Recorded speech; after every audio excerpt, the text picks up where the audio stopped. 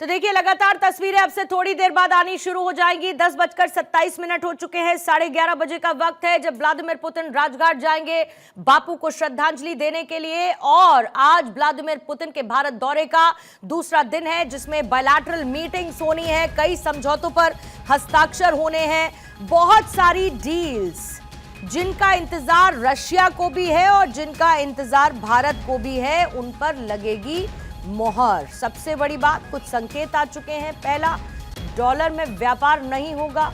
Dollar और euro का इस्तेमाल दोनों देशों के बीच व्यापार के दौरान नहीं होगा। ट्रेड कैसे बढ़ेगा, इस पर दोनों बात करेंगे।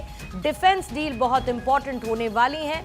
वहीं दूसरी तरफ पुतिन के तमाम स्टेटमेंट्स जो ये बताते हैं कि कैसे भारत रशिया का मजबूत साझेदार है।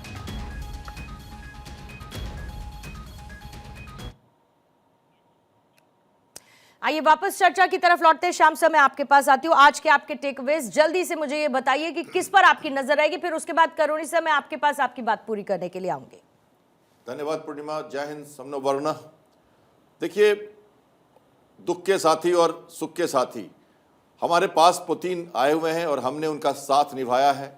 और पुतिन ने यह कहा है कि हम जब प्रेशर भी है भारत पर तब भी वो हमारा साथ नहीं छोड़ता। तो 25 साल की साझेदारी, रणनीतिक साझेदारी और ट्रेड जो हम देख रहे हैं, कमर्स की बात कर रहे हैं, हम एग्रीकल्चर फार्मास्यूटिकल्स की बात कर रहे हैं, हम synergy cooperation, education, cultural exchange, हम लेबर को वहाँ जाना, बहुत सारी बातों पर हम एक लगातार बात कर रहे हैं। परिवहन की बात आपने की, एग्रीकल्चर सेक्टर की बात हम कर रहे हैं। हम चाह रहे हैं न्यूक्लियर प्लांट जो हमारा कुडनकुलम में है तमिलनाडु में, उसमें मॉड्यूलर रिएक्टर पे फ्यूल, उनका कार्गो जहाज कल ही आया है, पहला फ्यूल लेकर, पार्ट्स लेकर आया है। और लाइफ टाइम सपोर्ट के साथ हम न्यूक्लियर प्लांट देने जा रहा है रशिया हमें, जिसमें 6000 मेगावाट कैपेसिटी की बिजली उत्पन्न होगी। तो ये डिफेंस कॉपरेशन नहीं, पीसफुल कॉपरेशन भी साथ में है। देखिए 1955 के बाद की साझेदारी है, हमारी लंबी साझेदारी है और बहुत पुराना रिश्ता है हमारा। ऑल वेदर फ्रेंड मैंने आपको कहा था कल, तो ये वो बात चल रही है और वो लगातार बढ़ेगी। इस थीम में मेन मकसद क्या है इस बार का, डिफेंस की साझेदारी पर और स्टैंपिंग करनी है। नया क्या निकल के आएगा, ये तो लीड टाइम और जेस्टेशन टाइम बहुत बड़ा होता है डिफेंस सेक्टर का, इसलिए उसमें टाइम लगता है। लेकिन हाँ, कुछ इन प्रिंसिपल जो बातें हमने पहले कही थी, जैसे हमने 2010 में उससे और भी बड़ा मुहर लगाया था 2010 में, जैसे 2020 जब हमने 25 साल पहले शुरू किया, तो ये 23वां समिट है और बड़ी मुहर लगनी है इसमें, क्योंकि जो बदलते परिप्रेक्ष्य में जो पॉलिटिकल सिचुएशन है अभी, और अमेरिका का जो रुख है हमारे साथ, और रशिया और चाइना का जो कोऑर्डिनेशन है, इस ट्रायंगल को हमें देखना पड़ता है। और इस ट्रायंगल के साथ हमारे सभी लोग ये कह रहे हैं कि भारत अपनी नीति अलग अलग देशों के साथ अलग अलग ढंग से रखता है, उस हिसाब से हम बात कर रहे हैं और उस हिसाब से हम रशिया को देख रहे हैं। रशिया ने भी हमें ये नहीं कहा कि आप दूसरों से डील नहीं करो। मुझे याद है प्रधानमंत्री जब गई थी इंदिरा गांधी फ्रांस, और ये कल डीलर डिप्लोमेसी की बात आप कर रही थी, तो मुझे वो सन याद आया था कि उन्होंने मांगा था उनसे साथ कि आप क्या पाकिस्तान से लड़ाई होती है हमारा साथ दोगे। सभी कंट्री में गई थी वो, वहां पे डिनर जब हो रहा था, जब उनके पुडिंग दिया गया था तो उन्होंने पुडिंग रखा और कहा इसे आप पैक कर दीजिए।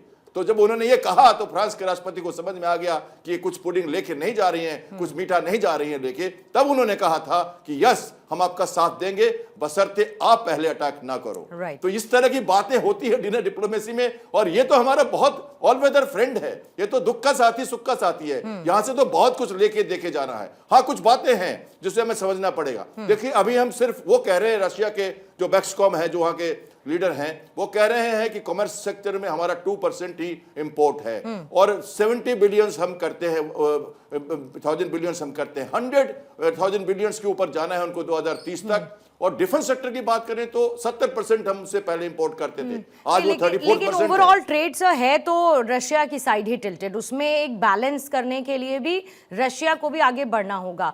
प्रोफेसर करोड़ी सिंह साहब, अपनी बात को आप पूरा करेंगे। सर, सवाल मैं आपसे पहले ही पूछ चुकी हूं, लेकिन सबसे important, it feels like the need of the hour. ये बहुत जरूरी है दोनों देशों का इस तरीके से मजबूती से साथ खड़े रहना। देखिए पूर्णिमा, रशिया भारत से क्या उम्मीद करता है और भारत क्या उम्मीद करता है, रशिया ने बिल्कुल स्पष्ट कर दिया। मॉस्को से उड़ने से पहले पास्कोव ने प्रेस कॉन्फ्रेंस में विशेष रूप से इंडियन मीडिया के सामने कि भारत और रशिया के बीच में प्रिविलेज्ड कॉम्प्रिहेंसिव स्ट्रेटेजिक पार्टनरशिप है, उसको अपग्रेड करके हम नो लिमिट पार्टनरशिप या नो लिमिट फ्रेंडशिप में कन्वर्ट करना चाहते हैं। अब भारत को सोचना है कि भारत क्या करता है। तो भारत के लिए वो नो लिमिट फ्रेंडशिप क्या हो सकती है, पार्टनरशिप क्या हो सकती है, भारत क्या उम्मीद करता है। देखिए, भारत और रशिया के रिश्तों को अगर हम देखना चाहें, दो मापदंडों पे हम देखें। भारत की नीति है मेक इन इंडिया, आत्मनिर्भर भारत। और हम मीडिया में लंबे समय से बातचीत कर रहे हैं कि डिफेंस को लेके काफी सहयोग हो रहा है, एनर्जी को लेके सहयोग हो रहा है, लेकिन ट्रेड डेफिसिट बहुत ज्यादा है। और ट्रेड डेफिसिट में भारत क्या एक्सपोर्ट कर सकता है, क्या इसकी पॉसिबिलिटीज एक्सप्लोर की जाएंगी आज जो मीटिंगें होंगी। दूसरा यह है कि डिफेंस सेक्टर के अलावा दूसरे सेक्टर में को प्रोडक्शन या जॉइंट प्रोडक्शन भारत में क्या हो सकता है रशिया और भारत के बीच में, जो भारत रशिया को भी एक्सपोर्ट करे वो मैन्युफैक्चर्ड गुड्स, और दुनिया के दूसरे देशों को भी एक्सपोर्ट करे, जिससे भारत की मेक इन इंडिया और आत्मनिर्भर भारत की नीति को बल मिले। तो ये इस आधार पे हम इस मापदंड पे देखेंगे। इसके अलावा अंतरराष्ट्रीय सर, एक क्विक काउंटर क्वेश्चन सिंह साहब, ये भी समझना होगा जब हम एक इम्बैलेंस को ट्रेड में दूर करने की बात करते हैं जो रशिया की तरफ ज्यादा टिल्टेड नजर आता है, तो फिर एक और इम्बैलेंस है जो मुझे लगता है कि आपके थ्रू समझना ज्यादा आसान होगा। पहली बात ये कि हम बात करते हैं आत्मनिर्भर भारत की, हम स्वदेशी अभियान की भी बात करते हैं। दूसरी तरफ हथियारों के मामले में हमारी रूस पर निर्भरता सबसे ज्यादा है। फिर अगर रशिया ये मानता है कि अगर टेक्नोलॉजी ट्रांसफर होता है या हथियार बनाने हैं वो भारत में भी बन सकते हैं, इसको लेकर भी वो अग्रीमेंट पर आता है, तो आपको लगता है कि एक बीच का रास्ता है यहाँ, जहां भारत आत्मनिर्भर भारत की तरफ भी बढ़ेगा, स्वदेशी की भी बात होगी, तो दूसरी तरफ हथियारों के लिहाज से हम रूस के साझेदार भी बन पाएंगे। फिलहाल सर कुछ तस्वीरें मैं एक सेकेंड आपके पास आ रही हूँ। एस जयशंकर इस वक्त नजर आ रहे हैं, साथ ही क्योंकि राजघाट में तमाम तैयारियां हो चुकी हैं, जहां पर व्लादिमीर पुतिन भी पहुंचेंगे, बापू को श्रद्धांजलि उनकी तरफ से दी जाएगी। ये फिलहाल आपके सामने तस्वीरें, और किसी भी वक्त ये मूवमेंट शुरू होगा। वापस से एक बार करोड़ी सिंह साहब आपका काउंटर क्वेश्चन जवाब लेते हुए फिर उसके बाद मैं जाऊंगी मेरे सहयोगी अक्षय के पास जो इस वक्त राजघाट में ही मौजूद है। करोड़ी जी।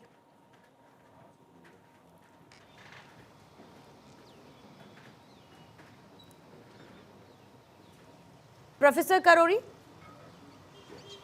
देशी और आत्मनिर्भरता का अर्थ आज जब अंतर संबंधों का इंटरडिपेंडेंस की दुनिया है, उसमें वो परंपरागत अर्थ नहीं है कि सब दरवाजे बंद कर दो, आप अपने यहीं सब कुछ बनाओ, अपने रिसोर्सेज से बनाओ, दूसरों से कोलेबोरेट मत करो, दूसरों से कोऑपरेट मत करो, वो नहीं है।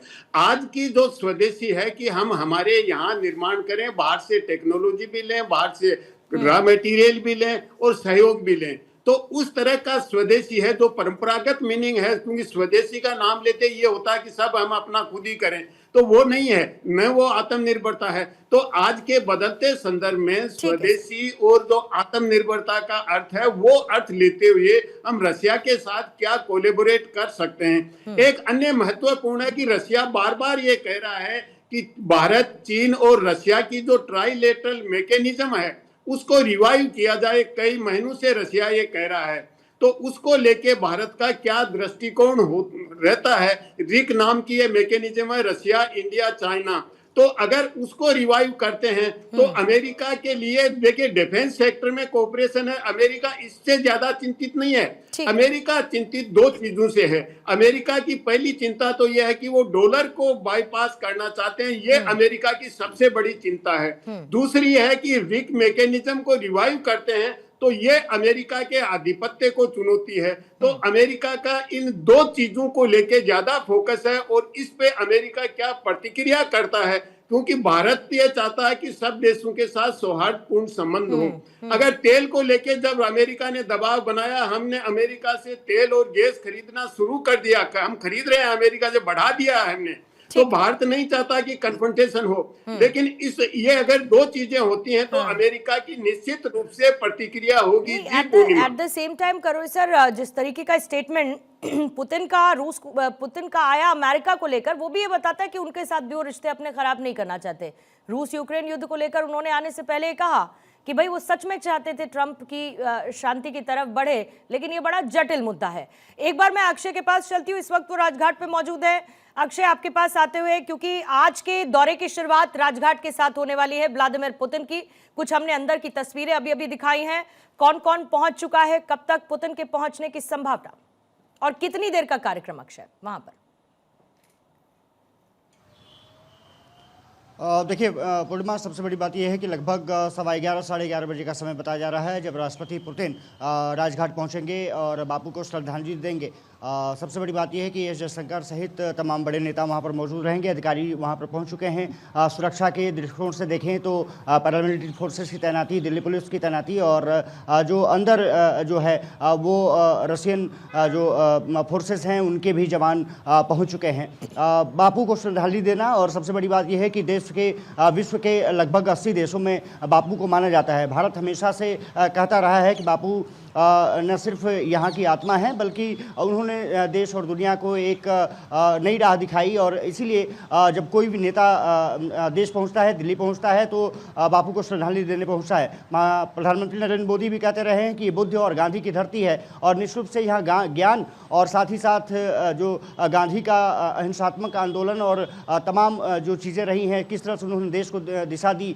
उसकी निश्चित रूप से सभी तारीफ करते रहे हैं। पुतिन पहुँचेंगे, बापू को श्रद्धांजलि देंगे और ये कहा जा रहा है कि 15 मिनट के आसपास राष्ट्रपति पुतिन वहां पर मौजूद रहेंगे, उनको श्रद्धांजलि देंगे। राष्ट्रपति भवन पहुंचने का कार्यक्रम उससे पहले है और वहां पर पहुंच करके फिर जो बायलैटरल मीटिंग होगी हैदराबाद हाउस में होगी। फिलहाल सुरक्षा के कड़े इंतजाम किए गए हैं और आज क्योंकि व्यस्त कार्यक्रम रखा गया है, हैदराबाद हाउस की जो मीटिंग होगी उस पर सभी की नजरें होंगी। साथ ही साथ जो बिजनेस समिट है, बिजनेस फोरम की जो बैठक है वो प्रगति मैदान भारत मंडपम में रखी गई है। वो लंबा सेशन चलेगा। प्रधानमंत्री नरेंद्र मोदी भी उसको संबोधित करते हुए नजर आएंगे, राष्ट्रपति पुतिन भी संबोधित करते हुए नजर आएंगे। और क्योंकि दोनों देशों के ये माना जा रहा है कि उद्योगपति, खास करके रशिया के लगभग 75 जो इंडस्ट्रियलिस्ट हैं वो पहुंचे हुए हैं, वो बिजनेस फोरम बहुत महत्वपूर्ण हो जाता है। बिल्कुल, बिजनेस फोरम, बिजनेस और व्यापार और साथ ही इन्वेस्टमेंट भारत में कितना आ सकता है उसकी संभावनाओं को तलाशने की इस दौरान कोशिश की जाएगी।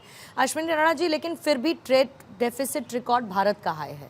यहाँ पर फोकस मैं बार बार ट्रेड पर इसीलिए चर्चा कर रही हूँ, मुझे नहीं लगता कि उससे ज़्यादा इंपॉर्टेंट एट द मोमेंट कुछ और है, क्योंकि आपको अपना व्यापार बढ़ाना है। जिस प्रगति की तरफ हम देख रहे हैं अर्थव्यवस्था के लिहाज से, उसमें ये ट्रेड डेफिसिट पहले कैसे कम होगा, इसको कैसे सुधारा जाएगा, और जो ट्रेड की बात भारत और रूस के बीच में हो रही है, आपको लगता है ये लॉन्ग टर्म विजन के तहत आगे बढ़ेगा?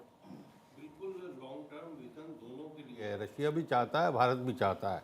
कारण क्या है कि भारत चाहता है कि जो आप जैसे कह रहे हैं कि ट्रेड डेफिसिट है, तो उसके लिए कौन कौन से क्षेत्र हैं जहां से हम उनको जो है एक्सपोर्ट कर सकते हैं। उसमें मेडिसिन है, ऑटोमोबाइल का है, एग्रीकल्चर का है, और सबसे बड़ा एक जो वहाँ पर डेफिसिट है वो स्किल्ड लेबर की है। तो वो अगर भारत वहाँ पर लेबर भेजता है, स्किल्ड लेबर जाती है, तो वो भी भारत के लिए एक व्यापार की दृष्टि से है, क्योंकि वहाँ से जो वापस करेंसी आएगी वो भी ट्रेड डेफिसिट को जो कम करती है। तो इसलिए भारत की चिंता यही है। कारण क्या है कि भाई हम उनसे तेल बड़ी मात्रा में जितना भी इंपोर्ट कर रहे हैं, रूस के बैंकिंग सैंक्शंस जितने, उसकी वजह से हमारे पास पेमेंट डिले है। आपको लगता है कि कोई थर्ड करेंसी का ऑप्शन डेवलप हो सकता है? नहीं, अभी देखिए जो अभी सहमति बन रही है वो रुपए में, रूबल में और युआन में, इस तरह की बात चल रही है कि इन तीनों करेंसी के अंदर जो है व्यापार हो। तो उसमें अगर वो सहमति बन जाती है और उसके ऊपर जो है एग्रीमेंट हो जाता है, तो दोनों देशों के लिए एक बहुत बड़ी राहत बढ़ी है। और वैसे भी रुपए के अंदर जो अकाउंट खुलता है, जो रेस्ट्रो अकाउंट खुलता है, तो उसके कारण से दोनों लोग, लेकिन हमारे साथ समस्या है कि हम ट्रेड डेफिसिट में है, तो वहाँ से तो हमें पैसा आ जाएगा, लेकिन वो वापस कैसे उस पैसे को इस्तेमाल करेंगे वो भी एक चिंता का विषय। तो इसलिए भारत का जो एक्सपोर्ट है वो बढ़ना भारत के लिए एक बिल्कुल जो है चिंता की बात है, और वो एक बहुत जरूरी कदम है। बिल्कुल, पुतिन का ये दौरा सर जियो पॉलिटिक्स के साथ साथ जियो इकोनॉमिक्स का भी एक बड़ा सिग्नल लेकर आ रहा है, और आज का दिन उस लिहाज से बहुत महत्वपूर्ण है। वरुण मेरे साथ मौजूद है, गौरव भी है ऑन ग्राउंड, अक्षय भी है, साथ ही तमाम मेहमान, उनसे भी चर्चा करेंगे।